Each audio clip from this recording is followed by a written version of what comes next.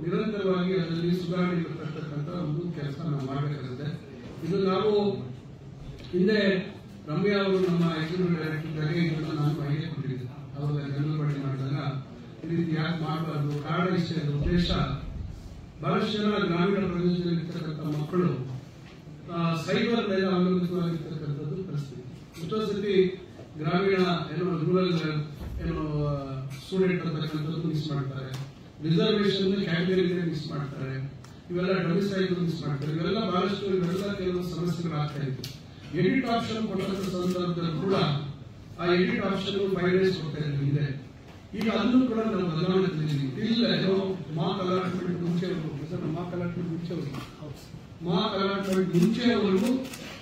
Possibility of editing. So ಈ ತರ ನಾವು ಏನೇನೋ ನಮಗೆ ಸಮಸ್ಯೆಗಳು ನಮ್ಮ ಮುಂದೆ ಬರ್ತಾ ಇದ್ದಾರೆ.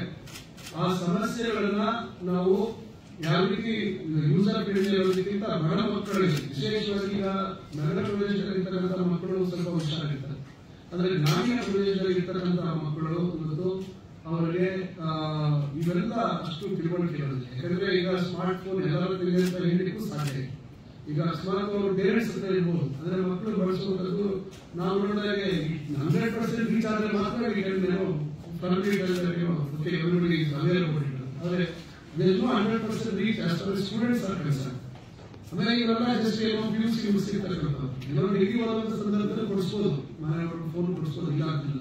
ಆದ್ರೆ ಅದಕ್ಕೆ ನಾವು ಎಷ್ಟು ಸರಳ ಮಾಡಲಿಕ್ಕಾಗುತ್ತೆ ಇದು ವ್ಯವಸ್ಥೆ, ಅದನ್ನು ಮಾಡುವಂತ ನಿಟ್ಟಿನಲ್ಲಿ ಮಾಡಿದ್ದೀವಿ. ಈಗ ಫಸ್ಟ್ ನಾನು ತಮ್ಗೆಲ್ಲರೂ ರಿಕ್ವೆಸ್ಟ್ ಮಾಡೋದು, ವಿನಂತಿ ಮಾಡೋದು, ದಯವಿಟ್ಟು ತಾವು ನೋಡಿ ಇದನ್ನ ಪ್ಲೇ ಮಾಡ್ತೀವಿ, ಸ್ವಲ್ಪ ತಾಳ್ಮೆಯಿಂದ ತಾವು ನೋಡಬೇಕು ಅಂತ ನಾನು ವಿನಂತಿ ಮಾಡ್ಕೊಳ್ತೀನಿ.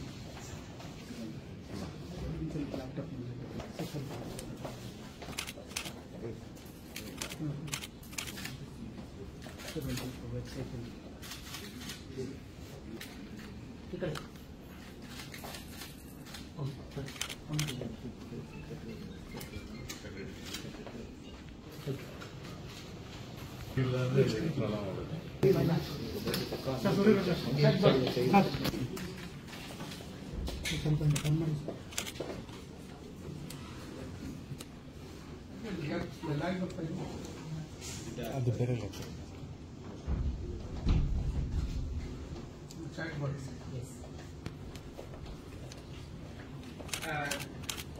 Namaskar sir. Permission to begin to speak sir? 5 minutes sir. He is connecting from Delhi sir. Okay. Should the link mobile link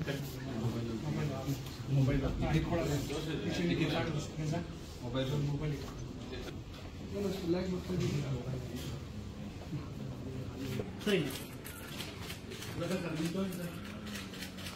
sir correct sir phone down ಆಯ್ತು ಸರ್, ಸ್ವಲ್ಪ ಮೇಲೆ ಸರ್ ಸರ್ ಮೇಲೆ ಸರ್ ಸರ್ ಸರ್ ಮೇಲೆ ಮೇಲೆ ಮೇಲೆ sir sir sir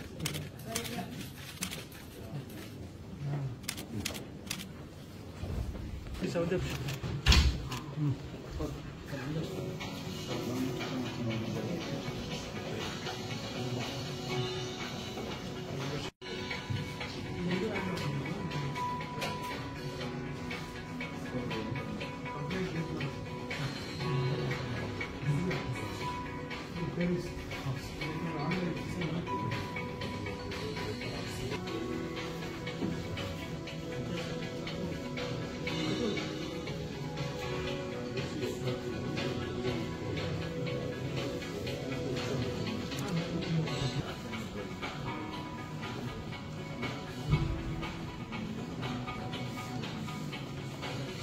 One from Ashish from Delhi is on line, sir.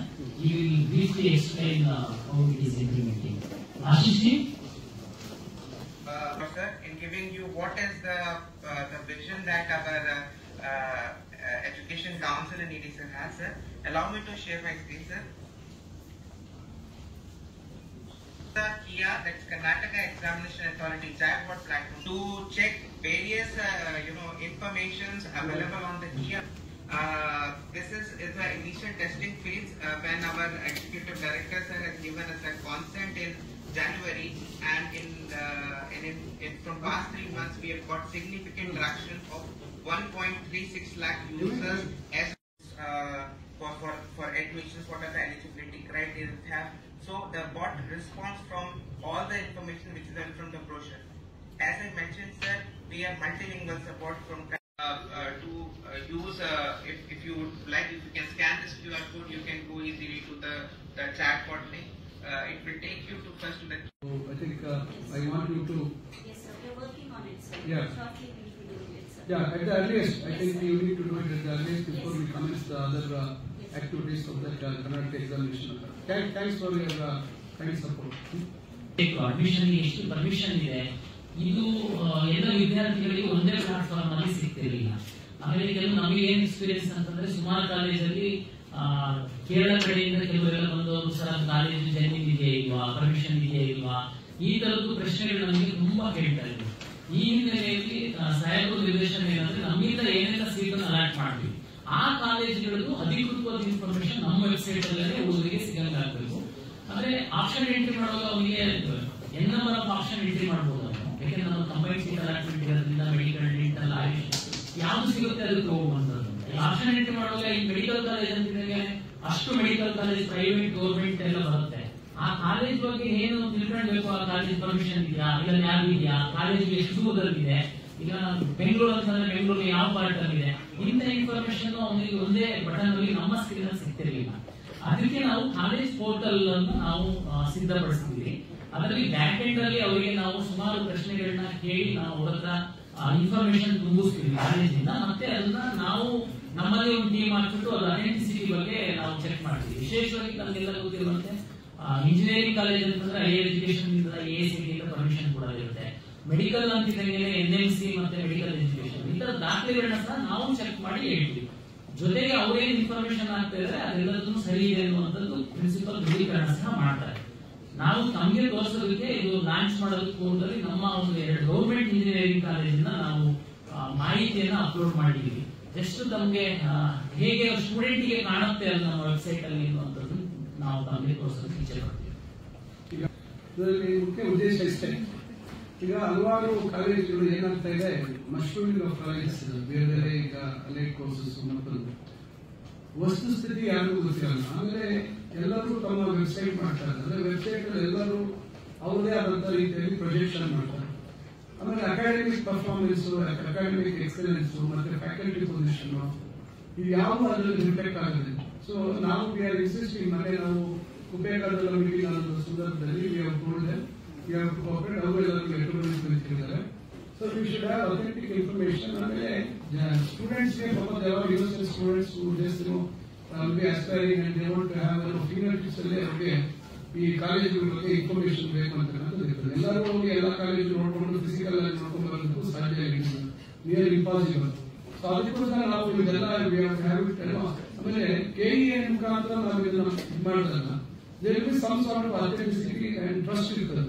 Because ಈಗ ನಾನು ಕೆಲವು ಕಾಲೇಜ್ ನೋಡಿ ಮನೆ 2023-24 ಅಲ್ಲಿ ಒಂದು ಕಾಲೇಜ್ ಪಾಪ ಅಡ್ಮಿಷನ್ ತಗೊಂಡು ಅಡ್ಮಿಟ್ ಮಾಡ್ತಾರೆ college. Finally within 15-20 days running. ಆಮೇಲೆ ನೋಡಿದ್ರೆ it was a big problem. ಕಡೆಗೆ ನಾವು ಮೀಟಿಂಗು ಎಲ್ಲ ಕಡೆಯಿಂದ ಇನ್ಸ್ಪೆಕ್ಷನ್ ಮಾಡಿಸಿ pull out the students and real allotted students other colleges.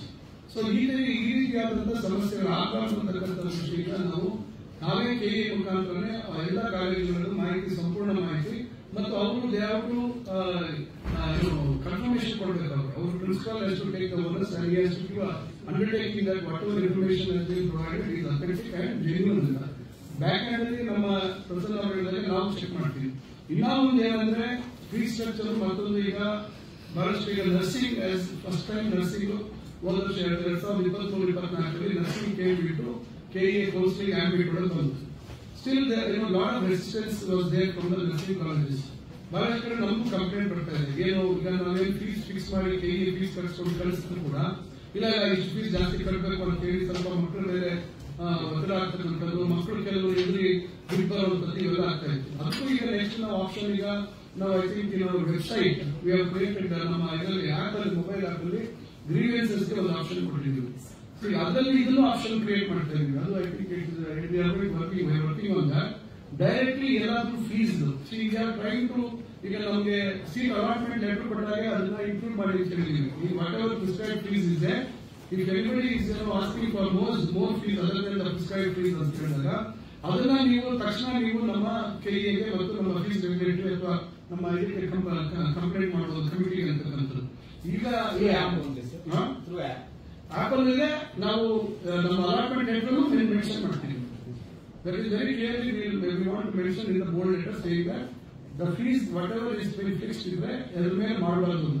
So ಈ ತರ ಕಂಪ್ಲೇಂಟ್ ರೈಸ್ ಮಾಡಕ್ಕೂ ನಮ್ಮ ಮೊಬೈಲ್ ಆಪ್ ಏನಿದೆ ಕೆಇಎಸ್ ಅದರಲ್ಲಿ ಗ್ರೀವೆನ್ಸಸ್ ಅಲ್ಲಿ ಈಗ ಕಾಲ್ ಸೆಂಟರ್ ನಮಗೆ ಆ ಟೈಮ್ ಅಲ್ಲಿ big pressure on call centre server ಮತ್ತೊಂದು ಮತ್ತೆ too many calls at time ಹೇಳಿದಾಗ ನಾವು ಅದಕ್ಕೆ ನಾವು ನಂಬರ್ಸ್ ಇನ್ಕ್ರೀಸ್ ಮಾಡಬೇಕು ಅಂತಿದ್ವಿ. ಕಾಲ್ ಸೆಂಟರ್ ನಮ್ಮ ಸ್ಟಾಫ್ ಯಾರಿದ್ದಾರೆ ಅದನ್ನ ಇನ್ಕ್ರೀಸ್ ಮಾಡಬೇಕು ಅಂತಿದ್ವಿ.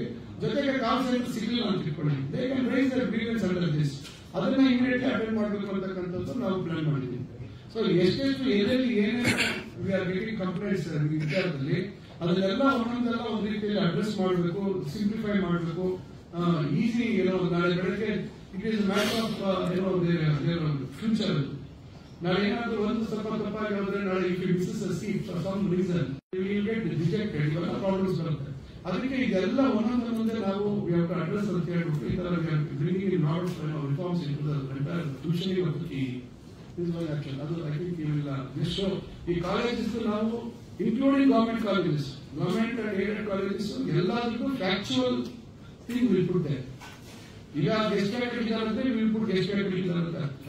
No question of hiding any information. So this is what we are looking at. This is what probably there will be some issues. Mistake ಮಾಡಲು try ಮಾಡಬಹುದು, but as and when we will see address those issues and we will see that others will be 99.9% authenticity and full proof ಮಾಡೋದಕ್ಕೆ we will all look into that issue. ಇದು ನಮ್ಮ Ramanagara college ಒಂದು screen open ಆಗುತ್ತೆ, ಅದರಲ್ಲಿ ಇದರ ಕಾಲೇಜಲ್ಲಿ ಇರುವಂತದ್ದು ಒಂದು 7 ಫೋಟೋಸ್ ನಾವು ಒಂದು ಕೊಟ್ಟಿರ್ತೀವಿ. ಮೋಸ್ಟ್ಲಿ ಲೈಬ್ರರಿ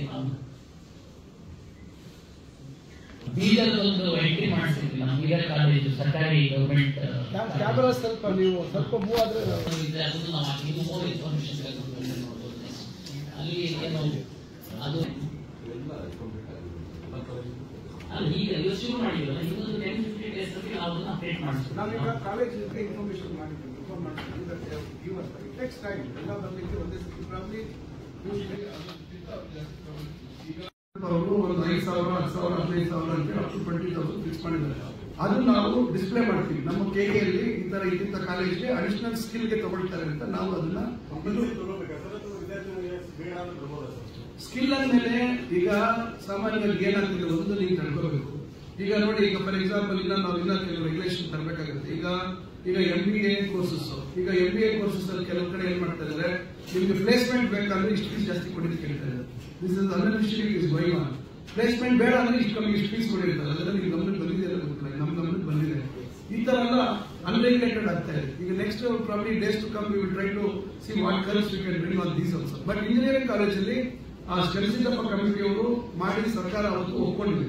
ಅದರಿಂದ ನಾವು ಅದನ್ನ ಫಿಕ್ಸ್ ಮಾಡಿರೋದ್ರಿಂದ ಮಕ್ಕಳು ಇವತ್ತು ಏನಾಗಿದೆ, ಇವತ್ತು ಪ್ಲೇಸ್ಮೆಂಟ್ ಮತ್ತೊಂದು ಅಡಿಷನಲ್ ಸ್ಕಿಲ್ ಅಂದಾಗ ರೆಡಿ ಟು ಪೇ ಆಲ್ಸೋ.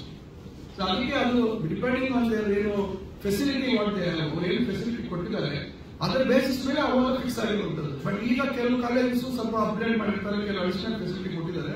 ಅದಕ್ಕೆ ನಾವು ನೋಡಿಕೊಂಡು ಪ್ರಾಬ್ಲಿ ಈ ವರ್ಷಕ್ಕಾಗಲ್ಲ, ಅಟ್ಲೀಸ್ಟ್ ನೆಕ್ಸ್ಟ್ ಇಯರ್ ಒಳಗೆ ನಾವು ಮತ್ತೆ ಇನ್ನೊಂದು ರೀ ಇನ್ಸ್ಪೆಕ್ಷನ್ ಮಾಡಿಸಿ ಆ ಅಡಿಷನಲ್ ಏನಾದ್ರು ಸ್ಕಿಲ್ ಕೊಟ್ಟಿರುವಂತ ಕಾಲೇಜಸ್ ಇದ್ರೆ ಅವ್ರಿಗೆ ನೆಕ್ಸ್ಟ್ ಬ್ರಾಕೆಟ್ ಈಗ 5,000 10,000 ಹೋಗ್ಬೇಕಾ ಅದನ್ನ ವೆರಿಫೈ ಮಾಡ್ತೀವಿ. ಅದನ್ನ verify but not this year, ಈ ವರ್ಷಕ್ಕಾಗಲ್ಲ. ಇದೊಂದು ನಮ್ಮ ಕಾಲೇಜ್ ಪೋರ್ಟಲ್ ಅಲ್ಲಿ ಮಕ್ಕಳಿಗೆ ಬೇಕಾದಂತ ವೆರಿ ಗುಡ್ ಫ್ಯೂಚರ್ ಅಂತ ಹೇಳ್ಬೋದು.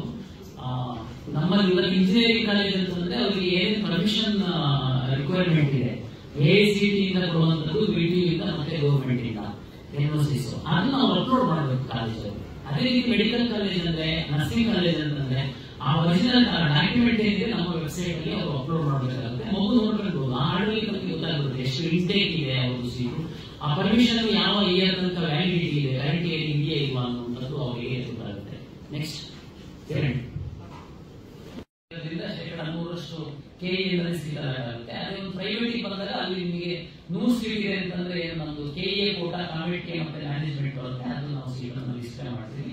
ಕೆಲವೊಂದು ಫೋಟೋಸ್ ಅವರಿಗೆ ಅಪ್ಲೋಡ್ ಮಾಡೋದಕ್ಕೆ ಅವಕಾಶ ಕೊಡ್ತೀವಿ.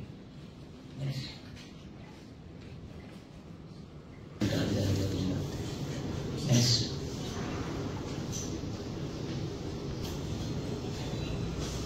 ಮತ್ತೆ ಅವರು ಎಲ್ಲಿದೆ ಕಾಲೇಜು ಅಂತಂದಕ್ಕೆ ಅವರು ಲ್ಯಾಂಗಿಟ್ಯೂಡ್ ಮತ್ತೆ ಲ್ಯಾಟಿಟ್ಯೂಡ್ ಹಾಕಿರ್ಬೇಕಾಗುತ್ತೆ. ಆ ಮ್ಯಾಪ್ ಮೇಲೆ ನಾವು ಡಿಸ್ಪ್ಲೇ ಮಾಡ್ತೀವಿ. ಇದು ವಿಶೇಷವಾಗಿ ನಮಗೆ ನರ್ಸಿಂಗ್ ಕಾಲೇಜುಗಳಲ್ಲಿ ಮಕ್ಕಳು ತುಂಬಾ ಕಾಲೇಜಸ್ ಇದೆ ಮತ್ತೆ ತುಂಬಾ ಗೊಂದಲಕ್ಕೆ ಒಳಗಾಗ್ತಾರೆ, ಅವ್ರ ಅಡ್ರೆಸ್ ವ್ಯತ್ಯಾಸ ಇದೆ ಅಂತ. ಅಂಥದ್ದೆಲ್ಲದನ್ನು ಮಕ್ಕಳಿಗೆ ಇದರಲ್ಲಿ ಅನುಕೂಲ ಆಗುತ್ತೆ. ದೃಷ್ಟಿಕೋನದಿಂದ ಅಂದ್ರೆ ಪೇರೆಂಟ್ಸ್ ಮತ್ತೆ ಮಕ್ಕಳ ದೃಷ್ಟಿಕೋನದಿಂದ ಅವರಿಗೆ ಏನ್ ಅನುಕೂಲ ಅಂತ. ಮತ್ತೆ ನಾವು ಇನ್ನೊಂದು ಫ್ಯೂಚರ್ ನಮ್ಗೆ ಗೊತ್ತಿದೆ, ಸೀಟ್ ಮ್ಯಾಟ್ರಿಕ್ಸ್ ನಾವು ಈ ಹಿಂದೆ ಏನ್ ಮಾಡ್ತಾ ಇದ್ವಿ, ಏನು ಇಡಿಯಿಂದ ಬರುತ್ತೆ ಅದನ್ನ ನಾವು ಆರ್ಟ್ ಕಾಪಿನ ಅಪ್ಲೋಡ್ ಮಾಡ್ಬಿಡ್ತೀವಿ. ಅದನ್ನ ಸ್ಕ್ರಾಲ್ ಮಾಡೋದಕ್ಕೆ ಸುಸ್ತಾಗ್ಬಿಡ್ತೀವಿ ಹುಡುಗರು. ಯಾಕೆಂದ್ರೆ ನಮ್ಗೆ ಆರ್ಜೆಂಟಲ್ ಮತ್ತೆ ವರ್ಟಿಕಲ್ ಇರೋದ್ರಿಂದ ಅದು ಎಷ್ಟು ತರದ್ದು ರಿಸರ್ವೇಶನ್ ಬರುತ್ತೆ. ನಾವು ಕಾಲೇಜ್ ಆಗಿ ಈ ಫಾರ್ಮೆಟ್ ಅಲ್ಲಿ ನಾವು ಮಕ್ಕಳಿಗೆ ಡಿಸ್ಪ್ಲೇ ಮಾಡ್ತೀವಿ. ಅದು ತುಂಬಾ ಅನುಕೂಲ ಆಗುತ್ತೆ ಮಕ್ಕಳಿಗೆ. ಇದರಲ್ಲಿ ನಮ್ದು 100 ಸೀಟ್ ಇದೆ ಅಂತಂದ್ರೆ 45 ಸೀಟ್ ನಾವೇ ಅಲಾಟ್ ಮಾಡ್ತೀವಿ. ಆ 45 ಸೀಟು ಕನ್ನಡ 371 ಇದೆಲ್ಲದೂ ನೋಡಿ ಅಂದ್ರೆ ಮಗು ಯಾವ್ದ್ರಲ್ಲಿ ಸೀಟ್ ಇದೆ, ನಮ್ಗೆ ಎಲಿಜಿಬಲ್ ಇದೆಯಲ್ಲ, ಇವಾಗ ಆಪ್ಷನ್ ಹಾಕ್ಬೇಕಾ ಬೇಡ ಅನ್ನುವಂಥದ್ದು ತುಂಬಾ ಈಸಿಯಾಗಿ ನೋಡ್ಕೊಳ್ಳಿಕ್ಕೆ ಕಾಲೇಜ್ ಈ ಫಾರ್ಮೆಟ್ ಅಲ್ಲಿ ನಾವು ಈ ತರ ಸಾಫ್ಟ್ ಅವರಿಗೆ ಡಿಸ್ಪ್ಲೇ ಮಾಡ್ತೀವಿ. ಆ PDF ಅಪ್ಲೋಡ್ ಮಾಡುವಂತದ್ರಿಂದ ಅವ್ರಿಗೆ ಒಂದಾಗುವಂತದ್ದನ್ನು ತಪ್ಪಿಸ್ತೀವಿ. ನೋಡಬಹುದು ಮೊಬೈಲ್ ಈಗಾಗಲೇ ಒಂದು ಸ್ಮಾಲ್ ವಿಡಿಯೋ ತೋರಿಸಿದ್ದಾರೆ. 2 ಪಾಯಿಂಟ್ ಆಡ್ ಮಾಡೋದಾದ್ರೆ, ಈಗ ನಾವು ಯಾವುದೇ ವಿದ್ಯಾರ್ಥಿ ಏನಾದ್ರೂ ನಮ್ಮ ಇನ್ಫಾರ್ಮೇಶನ್ ಬೇಕು ಅಂತಂದ್ರೆ ವೆಬ್ಸೈಟ್ ಗೆ ಹೋಗಬೇಕಾಗಿತ್ತು. ನನ್ನ ರಿಕ್ವೆಸ್ಟ್ ಏನಂತಂದ್ರೆ, ಈಗ ನೀವು ಮೊಬೈಲ್ ಇನ್ಕ್ಲೂಡಿಂಗ್ ವಿಡಿಯೋದವರು ತಾವು ನಮ್ಮ ಆಪ್ ಅನ್ನ ಡೌನ್ಲೋಡ್ ಮಾಡಿದ್ರೆ ನಮ್ಗೆ ಏನು ಅಪ್ಡೇಟ್ ನಾವು ವೆಬ್ಸೈಟ್ ಗೆ ಹಾಕ್ತೀವಿ ಅದು ನಿಮಗೆ ನೋಟಿಫಿಕೇಶನ್ ಡಿಸ್ಪ್ಲೇ ಬರ್ತದೆ. How many notifications, fresh notifications ಇರ್ತದೆ. ಇದೆಲ್ಲ already it is existing in all regular systems. ಈಗ ಸ್ಟೂಡೆಂಟ್ ಗೆ ಅಷ್ಟೇ ಯಾವ ರೀತಿ ಅನುಕೂಲ ಆಗುತ್ತೆ ಅಂದ್ರೆ, ಈಗ ಸ್ಟೂಡೆಂಟ್ ನನ್ನ ಸ್ಮಾರ್ಟ್ ಫೋನ್ ಅಲ್ಲೇ ಆಪ್ ಡೌನ್ಲೋಡ್ ಮಾಡಿಕೊಂಡ್ರೆ ನಾವು ಆಪ್ಷನ್ ಎಂಟ್ರಿಗೆ ಓಪನ್ ಮಾಡಿದಂಥದ್ದು, ಲಾಸ್ಟ್ ಡೇಟು, ಫೀಸ್, ಏನೇನು ಇನ್ಫಾರ್ಮೇಶನ್ ನಾವು ಸ್ಟೂಡೆಂಟ್ ಗೆ ಕೊಡಬೇಕು ಅಂತಿದೆ ಆ ನೋಟಿಫಿಕೇಶನ್ ನಾವು ಅದರಲ್ಲಿ ನಾವು ಮಾಡ್ತಾ ಹೋಗ್ತೀವಿ. ಅದರಿಂದ ಏನಾದ್ರು ಫರ್ದರ್ ವೆಬ್ಸೈಟ್ ಗೆ ಹೋಗ್ಬೇಕು ಅಂತಂದ್ರೂ ಕನೆಕ್ಟ್ ಆಗ್ಬಹುದು. ಈ ಉದಾಹರಣೆಗೆ ನಾವು ಮಕ್ಕಳಿಗೆ ಕೇಳಬಹುದು, ಅಪ್ಲಿಕೇಶನ್ ಹಾಕ್ಬೇಕು ನಾನು ಅಂತ, ಅದರಲ್ಲಿ ಕ್ಲಿಕ್ ಮಾಡಿದ್ರೆ ಸೀದಾ ನಾವು ಅಪ್ಲಿಕೇಶನ್ ಲಿಂಕ್ ಕನೆಕ್ಟ್ ಆಗ್ಬಿಡುತ್ತೆ, ಅಲ್ಲೇ ಹಾಕ್ಬಿಡ್ಬೋದು. DCET ಎಕ್ಸಾಮ್ ಡೇಟ್ ಯಾವಾಗ ಅದರಲ್ಲೇ ಸಿಗುತ್ತೆ. ಮತ್ತೆ DCET ಸಿಲೆಬಸ್ ಏನಿದೆ ನಾನು ಎಕ್ಸಾಮ್ ಪ್ರಿಪರೇಷನ್ ಮಾಡಲಿಕ್ಕೆ ಅದು ಸಹ ಮೊಬೈಲ್ ಆಪ್ ಅಲ್ಲೇ ಸಿಕ್ಬಿಡುತ್ತೆ.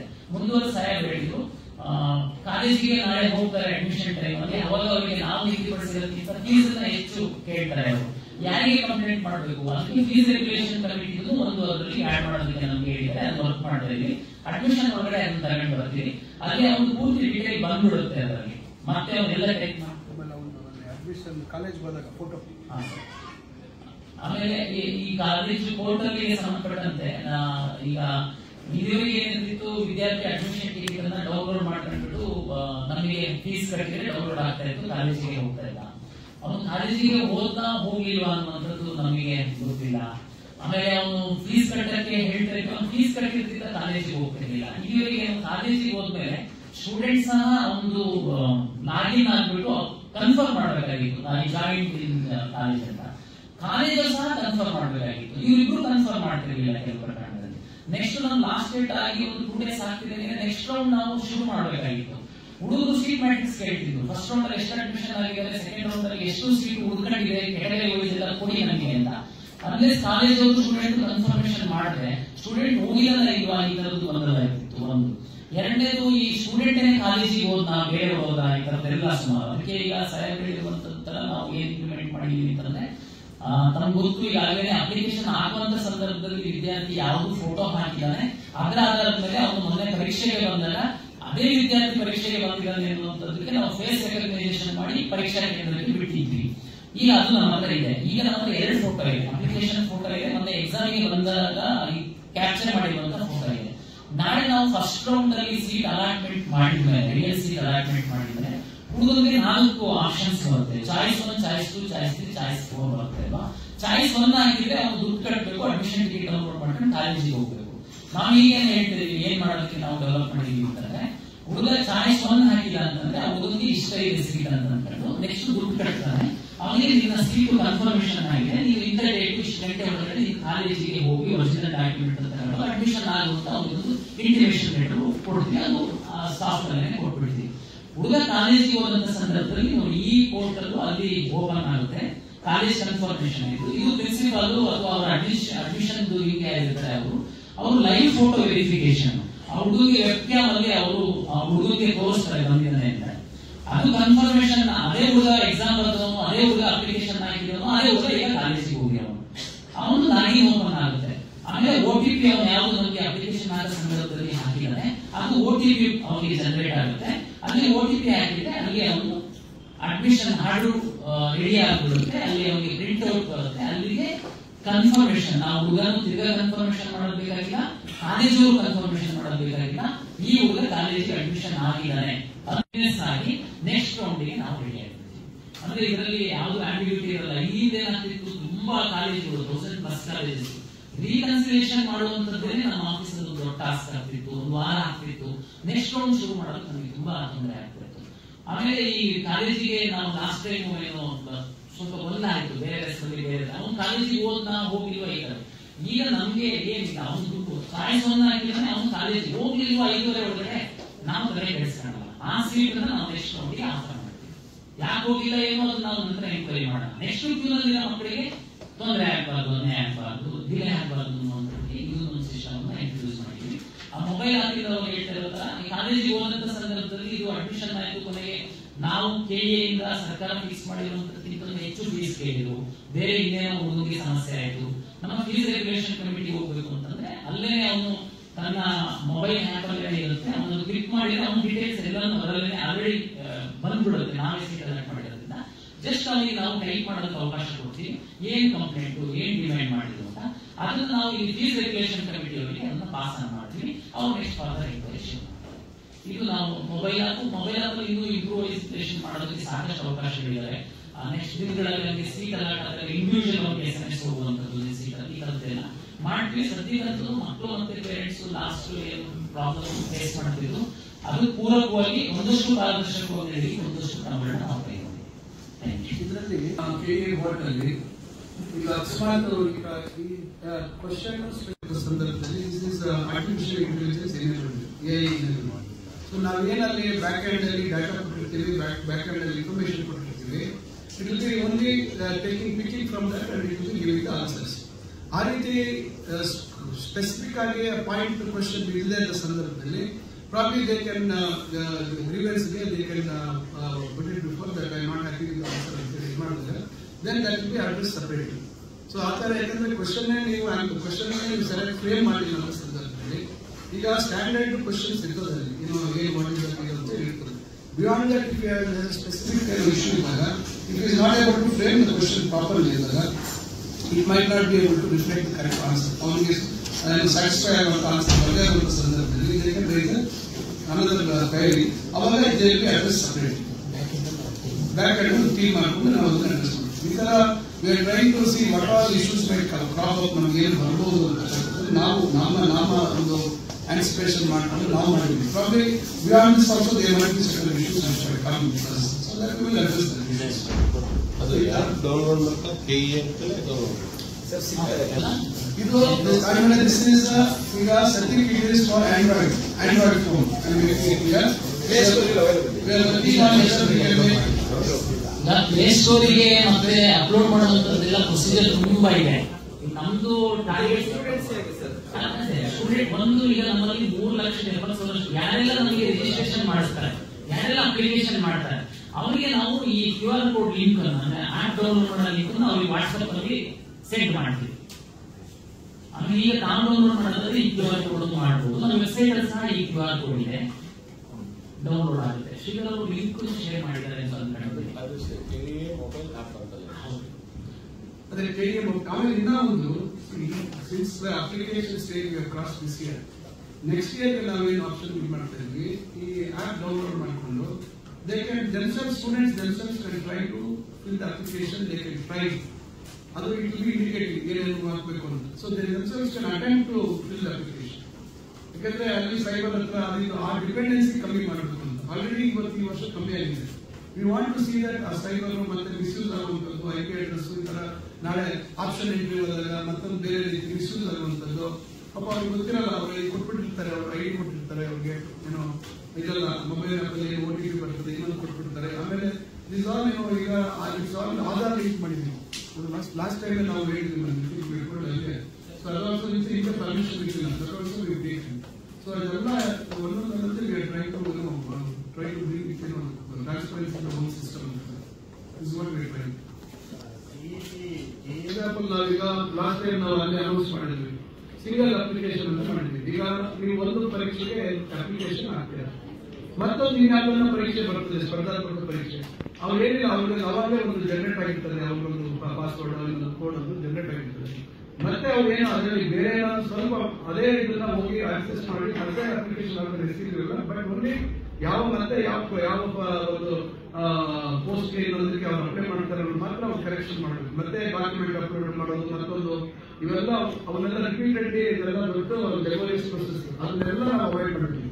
ಸೊ ಆ ಥರ ಮಾಡ್ತಾ ಇದ್ವಿ. ನೆಕ್ಸ್ಟ್ ಪ್ರಾಬ್ಲಮ್ ನಾವು ಎಕ್ಸ್ಟೆಂಡ್ ಆಲ್ರೆಡಿ ಅದನ್ನು ಒಂದು ಮಟ್ಟಕ್ಕೆ ತಂದಿದ್ದೀವಿ.